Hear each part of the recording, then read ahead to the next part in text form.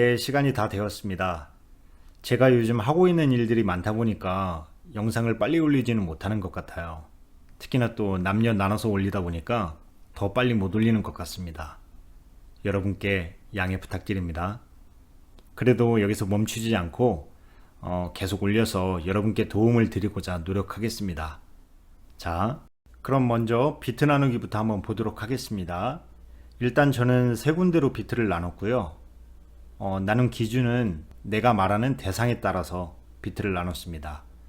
먼저 주황색 부분은 날 놀린 인물, 그리고 녹색 부분은 날 놀리는 것을 말리지 않은 인물, 그 다음 파란색 부분은 도련님.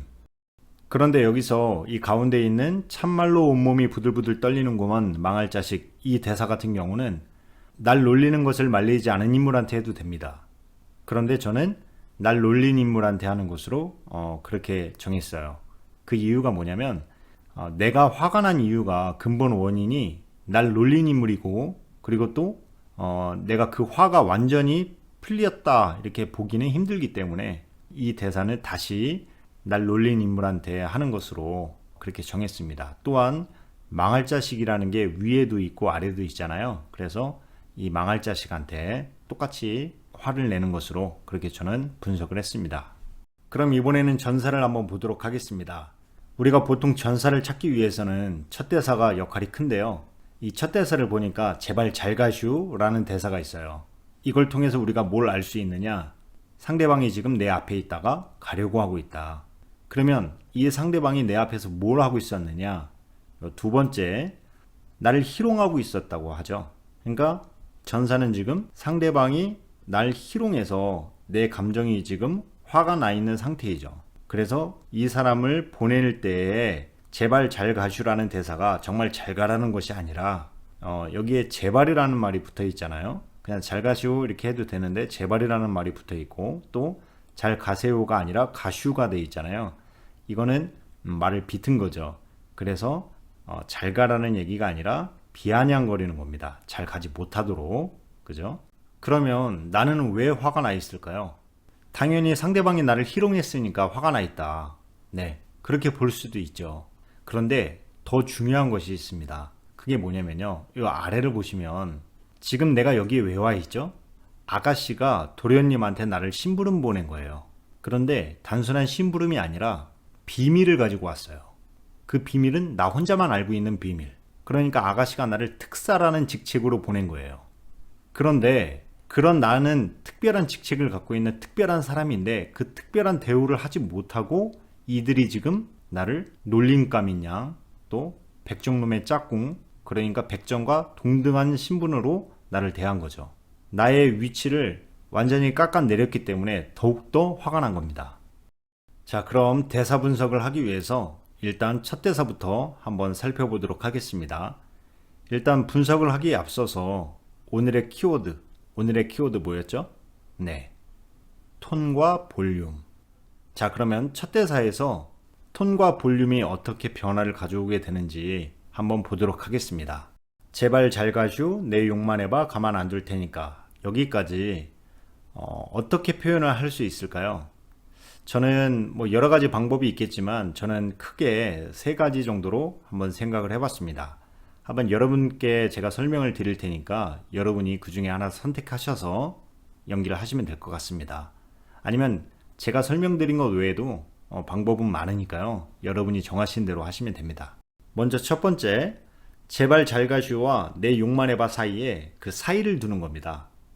그래서 제발 잘 가슈는 대상이 아직 가까이 있을 때 하는 말이고요. 그리고 대상이 멀리 가길 기다렸다가 그 동안이 이제 사이가 되겠죠. 그랬다가 멀리 갔으니까 당연히 들리지는 않겠지만 나의 감정을 그대로 드러내서 큰 소리로 이제 마지막 내 욕만 해봐를 이제 하는 거죠. 두 번째도 역시 제발 잘 가슈와 내 욕만 해봐 사이에 사이를 둡니다. 제발 잘 가슈는 마찬가지로 대상이 가까이 있을 때 하는 말이고요. 그리고 대상이 멀어지려고 하는 찰나, 그러니까 아직은 대상이 가까이 있죠. 그래서 내 욕만 해봐는 들리지 않게 작은 소리로 혼잣말처럼 하는 겁니다. 세 번째의 경우는 제발 잘 가슈와 내 욕만 해봐 사이에 사이가 없는 겁니다. 첫 대사 제발 잘 가슈는 애시당초 대상이 멀리 있는 거예요. 멀리 있을 때 그러니까 큰 소리로 하겠죠. 그리고 나서 멀리 가고 있으니까 더 큰 소리로 내 욕만 해봐를 하는 겁니다. 이 경우에도 다르게 생각을 해볼 수가 있는데 대상이 멀리 가고 있으니까 제발 잘 가슈는 크게 해놓고 어차피 들리지 않으니까 돌아서면서 혹은 씩씩거리며 혼잣말로 내용만 해봐를 하는 겁니다. 자, 그러면 톤과 볼륨의 변화를 다시 한번 정리를 해볼게요. 첫 번째는 제발 잘 가시오가 대상이 가까이 있으니까 작은 볼륨과 낮은 톤으로 하겠지만 이 인물은 지금 화가 나 있잖아요. 그러니까 아주 작지는 않을 거예요. 그래서 중간의 톤과 중간의 볼륨으로 해주고 그 다음에 대상이 멀어져 갔으니까 멀어져 가고 있으니까 그 대상을 향해서 큰 소리로 그러니까 볼륨이 올라가고 톤도 올라가겠죠. 그리고 두 번째는 역시 대상이 가까이 있지만 화가 나 있으니 중간의 톤과 볼륨으로 그리고 나서 작은 소리로 혼잣말로 작게 톤도 내려가고 볼륨도 작아지는. 그리고 세 번째는요. 애시당초 대상이 멀리 있잖아요. 그러니까 큰 소리로 톤도 올라가겠죠. 큰 소리로 제발 잘 가슈를 하고 나서 더 멀어져 가고 있는 대상에게 더 큰 소리로 혹은 이미 아주 멀리 가버렸으니 내가 큰 소리로 해봤자 소리가 안 들릴 거 아니에요. 그래서 돌아서며 혹은 씩씩거리며 혼잣말처럼 톤이 내려가고 볼륨이 낮아지겠죠. 자, 그럼 여러분은 몇 번을 선택하셨나요? 혹은 여기에 없나요? 여러분이 생각한 게 따로 있으신가요? 네, 뭐 괜찮습니다. 저는 굳이 여기서 하나를 고르자면 두 번째 것을 저는 선택을 했습니다. 그게 제가 연기할 때 가장 좋은 것 같아요.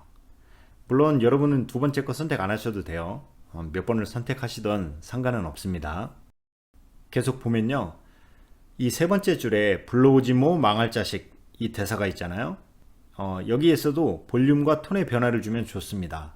예를 들어 불러오지 모가 톤이 높고 볼륨이 크다.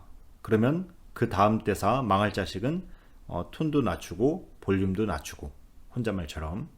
반대로 불러오지 모가 톤이 낮고 볼륨이 작다. 그러면 망할 자식은 아주 큰 소리로 감정을 그대로 드러내면서 크게 소리 지르는 거죠. 그 아래에 있는 떨리는구먼 망할 자식, 여기도 마찬가지입니다. 앞과 뒤가 톤과 볼륨이 서로 달라지게 그렇게 연기를 하면 굉장히 연기가 풍부해질 겁니다. 근데 여기서 가운데 보면 놀림감인 줄 아나 봐, 짝꿍인 줄 아나 봐, 이렇게 인 줄 아나 봐, 인 줄 아나 봐, 똑같은 말이 있잖아요. 이걸 뭐라고 하죠? 네, 이걸 가군이라고 하죠. 아무래도 이 작품이 이제 셰익스피어 작품이다 보니까 이런 가군들이 종종 나옵니다. 물론 이 대사에서는 한 번밖에 안 나왔지만요. 이런 가군은 여러분이 잘 그 운율을 잘 살려주면 굉장히 희극적으로 재미있게 표현이 됩니다. 자, 그럼 인물에 대해서 한번 얘기를 해보도록 하겠습니다. 먼저 이 가운데 있는 너는 누구일까요? 나는 지금 이곳으로 온 거죠. 그러면 이곳으로 올 때 이 넌이라는 사람도 나랑 같이 동행한 사람으로 보입니다. 동행자는 뭐 여러 가지 역할이 있겠지만 말동무가 되기도 하고 뭐 안내하는 사람이 되기도 하고 혹은 심부름을 해주는 사람이기도 하지만 또 보호자이기도 하잖아요. 그런데 상대방들이 지금 나를 놀리고 있는데 왜 이 인물 너는 나를 보호하지 않았을까요? 그 아래 대사를 보니까 나를 희롱했다고 하잖아요. 만약에 희롱한 것이 아니라 육체적인 어떤 손상을 입히려고 했거나 위협을 했거나 했으면 아마 이 넌이라는 사람은 나서서 싸웠을 거예요. 근데 희롱을 한 거예요. 그런데 희롱을 했다라고 하더라도 보호자라면 당연히 맞서서 싸워야 되는데 그렇게 하지 않았단 말이에요. 그거는 그 희롱 자체가 너무나 맞는 얘기인 거예요. 이 넌이라는 인물이 볼 때 너무나 합당하고 너무 웃긴 거죠. 그래서 보고 가만히 있었던 거예요. 당연히 그 상대방들로부터 그 싸움에서 내가 질 것 같아서 겁이 났다라고 했다라면 그러면 이 대사가 이렇게 나오는 것이 아니죠. 이 대사가 넌 어쩌자고 겁에 질려 떨고만 있었던 거야 이런 식으로 나왔어야죠. 그런데 넌 어쩌자고 멀거니 서서 보고만 있는 거야 이런 식으로 대사가 나오잖아요. 여기에서 우리가 유추할 수 있는 건 이 인물 나라는 인물은 외형적으로 봤을 때 약간의 우스꽝스러운 놀림을 받을 만한 그런 모습이어야 된다. 예를 들면 걸음걸이가 뒤뚱뒤뚱 오리 같다던가, 아니면 겉으로 봤을 땐 전혀 그렇지 않은데 마치 자기가 굉장히 높은 신분의 귀족인 척 자세를 취하거나 아니면 표정을 짓는다든지, 이런 식으로 여러분이 이 인물을 연기할 때 이 캐릭터를 잘 살려서 연기를 해줘야 됩니다. 자, 그럼 너네 대해서는 알아봤으니까 이제는 그 상대, 그러니까 나를 놀린 사람들에 대해서 한번 알아보도록 하겠습니다. 그 가운데 보니까 놈들이라고 되어 있어요. 아, 나를 놀린 사람은 한 명이 아니라 최소한 두 명 이상, 여러 명이구나.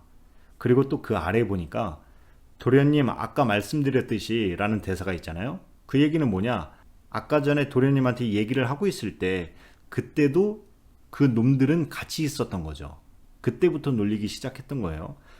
자, 그럼 도련님 앞에서 지금 나를 놀리고 있단 말이에요. 그 정도의 신분이 있어야 돼요. 그죠? 자, 두 번째 줄에 힘이 세더라도 라는 대사가 있잖아요. 젊다라는 걸 알 수가 있어요. 힘이 세다, 젊다. 그리고 도련님하고 같이 있었다.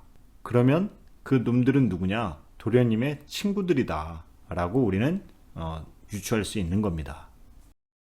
그럼 이번에는 대사 아랫부분을 한번 보도록 하겠습니다. 만약에 여러분이 비트 나누기를 아까 맨 처음에 제가 보여드렸던 그 방식대로 비트를 나눈 게 아니라면 아마 이런 형태로 비트를 나눴을 겁니다. 자신이 그 감정을 표출할 때 드러내느냐 아니면 감추느냐, 이 상태로 비트를 나누겠죠. 왜냐면 이 윗부분은 나랑 같이 온 동반자 넌, 그러니까 나보다는 신분이 낮겠죠. 그리고 나를 화나게 한 놈들한테 얘기를 하는 거니까 굉장히 화가 많이 나 있을 테고요. 그리고 이 아랫부분은 도련님한테 얘기를 하는 거예요. 도련님이 누구냐? 아가씨의 심부름을 해줘야 되는 그 상대죠. 그러니까 내가 함부로 대할 수 없는 상태죠. 그래서 이 녹색으로 친 밑줄 친 그 대사를 보면 내가 도련님보다 아래다. 그러니까 위치적으로 내가 아래임을 보여주고 있어요. 그런데 보라색으로 대사 치는 부분을 보면 그 비밀을 나 혼자만 갖고 있다라고 왜 얘기하겠어요? 그만큼 이 비밀을 듣고 싶으면 나에게 잘해야 된다 하고 자신의 위치를 올리고 있는 겁니다. 네, 지금까지 함께 하신 여러분 수고 많이 하셨습니다. 그리고 제가 영상을 올릴 때 설명을 못한 부분이 나중에 생각날 때가 있어요. 그러면 영상 아래쪽에 설명할 수 있는 부분에다가 제가 추가적으로 설명을 남기도록 하겠습니다. 그리고 또 저한테 궁금한 점이 있으시면 뭐 댓글을 남겨주시거나 아니면 저에게 메일을 보내주셔도 됩니다. 그리고 또 여러분 중에 연기학원을 다니고 있지 않으신 분들이 계시다면 여러분 연기 영상 찍어서 저에게 메일로 보내주세요. 그러면 제가 꼼꼼히 보고 코멘트 여러분께 답메일 하도록 하겠습니다. 감사합니다.